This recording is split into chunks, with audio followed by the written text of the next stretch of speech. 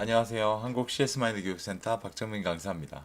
저희 오늘 6회차 시간 2018년도 정기시험 3회차 4월 14일 날 진행됐던 A형 문제 CS 전략론을 지금 말씀드리고 있고요. 저희가 오늘 전략론 21번부터 30번까지 마무리를 짓는 시간입니다.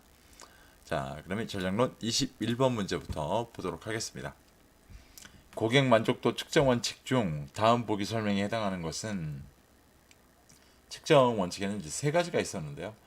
보기를 좀 보면 고객의 니즈는 주변 환경에 따라 항상 변하기 때문에 벌써 하나를 알려주고 있죠. 고객 만족도를 파악하기 위해서는 과거, 현재, 미래와 비교할 수 있어야 하며 아주 결정적인 키워드입니다. 과거, 현재, 미래와 비교할 수 있어야 됩니다.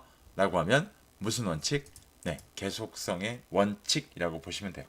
그래서 위에 보기 중에 정확한 키워드는 과거, 현재, 미래와 비교할 수 있어야 하며 라는 걸 좀 보시게 되면 바로 계속성의 원칙이라는 걸 찾으실 수 있습니다.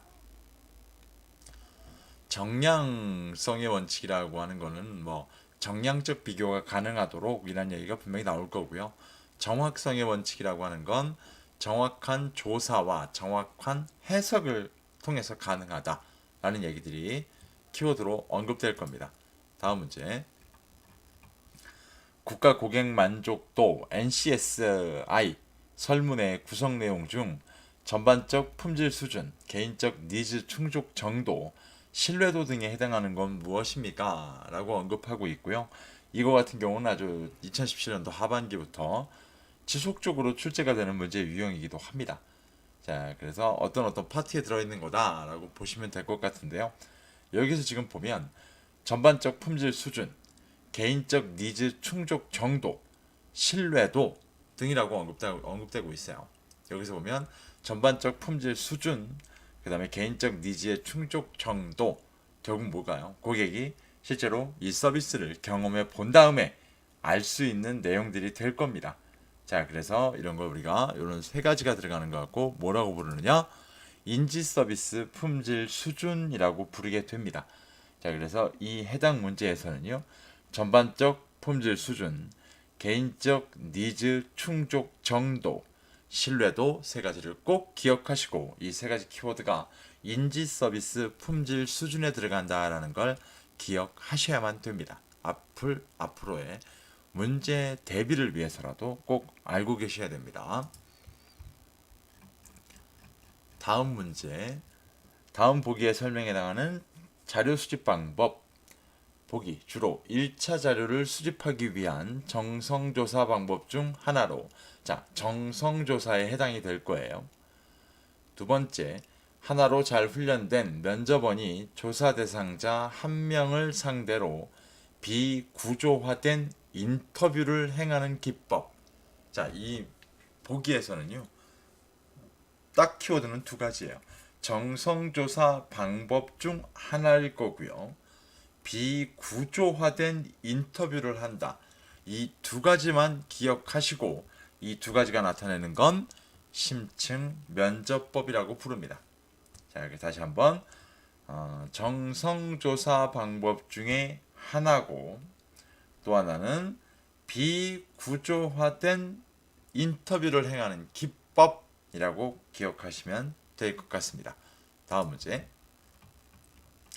라파엘과 레이피가 제시한 고객 충성도의 유형 중 특정 제품이나 서비스를 정기적으로 구매하는 계층이라고 부르면 정기적이라는 말 들어가면 단골 고객이라고 보시면 되죠. 구매에 관심을 보일 수 있는 계층, 예비 고객, 칭찬을 아끼지 않는 계층, 충성 고객이라고 보시면 될 것 같습니다. 라파엘과 레이피가 나누는 고객 충성도의 유형 기억하실 만한 문제입니다. 다음 문제. 올리버가 제시한 고객 충성도 발전 단계 중 반복적인 경험에 의해 영향을 받고, 이게 중요하죠. 첫 번째, 반복적인 경험에 의해 영향을 받고 행위의 의도를 가지게 되는 충성 단계 뭐라 부릅니까? 이걸 우리가 행동 의욕적 충성 단계.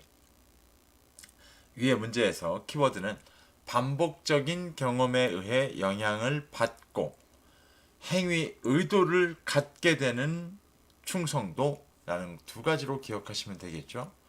인지적 충성은 뭘까요? 네, 브랜드 신념에만 근거한 충성도, 브랜드 신념. 감정적 충성 단계는 만족스러운 사용 경험이 누적됨에 따라 증가된다. 만족스러운 사용 경험. 자, 근데 이건 이탈하기 쉬운 상태라고 말씀을 드립니다. 행동적 충성 단계, 의도가 행동으로 전환되는 단계라고 보시는 게 맞겠죠. 총 4가지의 충성 단계가 나옵니다. 기억하셔야 됩니다. 다음 문제. 자, 적용 범위에 따른 계획 수립 유형 중 다음 보기 내용에 해당하는 것은 보기 전략적 계획을 실천하기 위한 구체적인 활동이 담긴 계획으로 여기서 일단 한 가지를 알려주고 있죠. 전략적 계획을 실천하기 위한 구체적 활동이 담긴 계획. 전략적 계획을 수행하는 데 필요한 활동과 자원의 비중을 두는 계획 수립 유형이다. 이거 기억하셔야 됩니다. 전략적 계획을 수행하는 데 필요한 활동과 자원의 비중을 두는 계획 수립 유형이다. 이거 보게 되면 뭐라 부릅니까, 우리 이거? 네, 운영 계획이라고 부릅니다. 운영 계획. 자, 그래서 전략적 계획을 수행하는 데 필요한 활동과 자원의 비중을 두는 계획 수립 유형 꼭 기억하셔야 됩니다. 자, 그러면 현재 운영을 개선하기 위한 일련의 과정을 계획하는 건 뭐라 부릅니까? 네, 이걸 전술적 계획이라고 부릅니다. 구별하셔야 됩니다. 두 가지. 다음 문제. 벤치마킹 유형 중 서로 관계가 없는 다른 업종 기업들에 대하여 벤치마킹이 수행되는 형태. 다른 업종이라고 하면 2종도 들어갈 거예요. 분명히. 2종이라고 보면 뭐라 부릅니까, 이거? 네, 포괄 벤치마킹이라고 부르죠. 많은 분들이 기능 벤치마킹과 헷갈려 하는데요. 기능 벤치마킹에선 이질 업종이라는 게 잠깐 언급이 되겠습니다만 그 이질 업종은 다른 관점이 아니고요.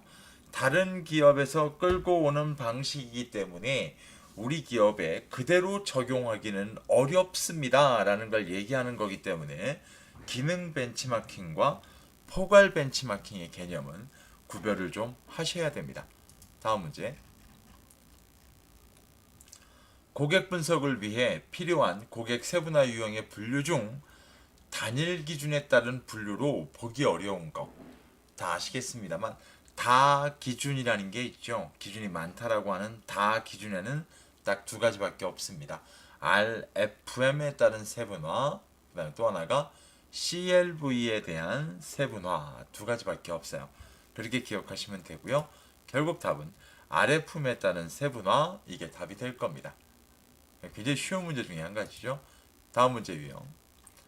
다음 중 고객 경험 관리 CEM의 특징에 대한 설명으로 가장 거리가 먼 거 1번 고객 중심적 프로세스입니다.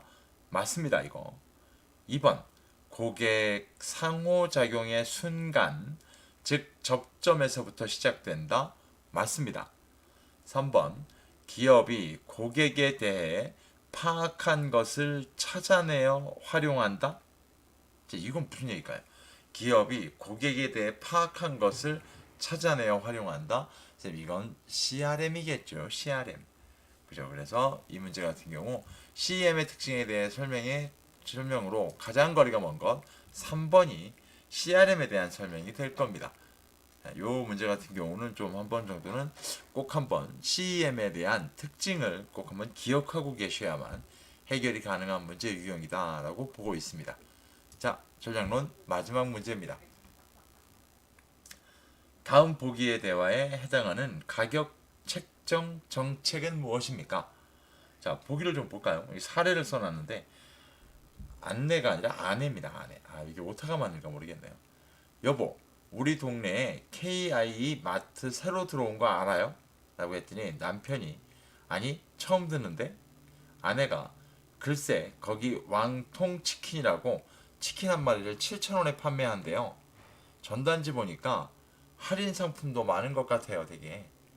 자, 남편이 잘 됐네. 그럼 이번 주말에 꼭 한번 가봅시다. 라고 언급하고 있어요. 자, 여기에선 마트에 오게 만들기 위해서 특정 제품의 가격을 상당히 낮춰놨죠.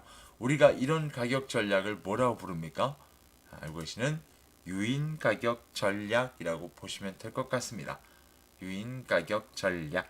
특정 제품의 가격을 확 깎아놓고 고객을 유인하는 하나의 방법으로 쓰는 전략, 유인 가격 전략 기억하시면 될 것 같습니다. 자, 저희가 이렇게 되면 전략론도 30번 문제까지 다 풀어봤는데요. 지금 뭐 저희 4회차부터 나왔던 영상을 보셔도 아시겠습니다만 개론보다도 오히려 더 쉽게 해결할 수 있게끔 하는 문제가 거의 대다수였고요. 한 26, 7문제 정도까지는 우리가 기본적으로 교재를 보셨다면 충분히 확인할 수 있는 단답식이라고 해도 무방할 정도의 문제들이 줄을 이루었습니다. 상당히 쉽게 나왔던 문제 유형이다라고 보시면 될 것 같고요. 저도 주변에서 전략론 점수가 이렇게 높게 나오지 않을 텐데라고 생각했었는데 그 개념을 깨버린 최근 들어서 가장 좀 특이했던 시험이 이번 4월 달에 봤던 시험이 아니었을까라고 생각을 하고 있습니다. 자, 그러면 저희 오늘 6회차 동영상 강의 들어주시느라 고생 많으셨고요. 저희가 다음번에는 실무론으로 찾아뵙도록 하겠습니다. 수고 많으셨습니다. 감사합니다.